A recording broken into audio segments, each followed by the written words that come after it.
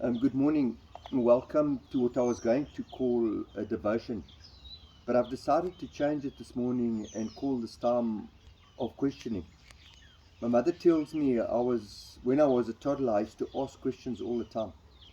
She tells a story quite often about how my dad would get so frustrated with me asking why and asking questions that he would call my mother just to take me away because he couldn't concentrate on what he was doing. And I don't know about you, but asking questions I think is a good thing. Every now and then I come across something where I have more questions than answers, and and like I say, I don't think it's a bad thing at all. I think it's something that grows us, and and not coming up with an answer. Now, wow, man, that's where the real treasure lies. For example, there's this ancient story about how one of our church fathers, one of our church early church fathers, was called into Christianity. Of course, then it wasn't called Christianity. This story is like something we can't live again. It's something so unique. It happened about 2,000 years ago, and it was so profound that I was taught the story as a child, and we teach our children the story. And the story is of how Simon Peter, one of the prominent disciples of Jesus, was called into ministry. Firstly, what makes the story so unique is that Jesus in person called Simon Peter. Another thing that makes it so unique that this wasn't even the first time that Jesus met up with Simon Peter.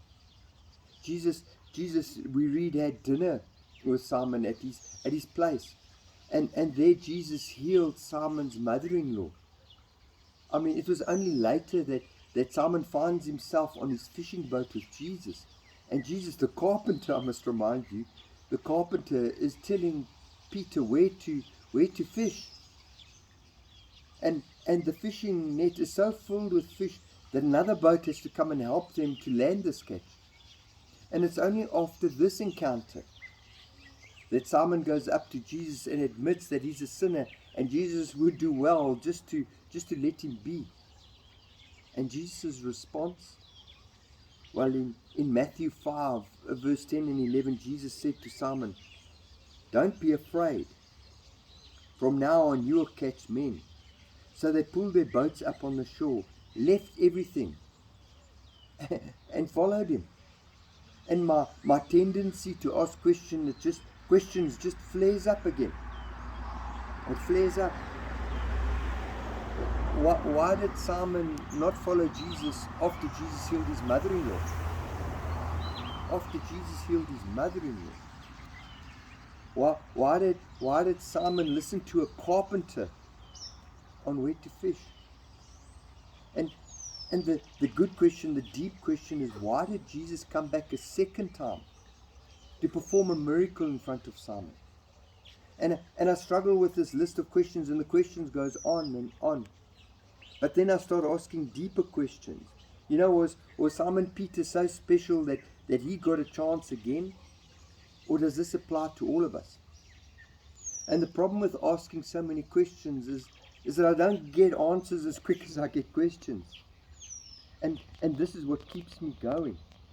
But the question that really touches me, the question that is deep, is that do we get more than one chance? Does Jesus come back again and again? Are we as special as Simon Peter? And I want to believe the answer is yes.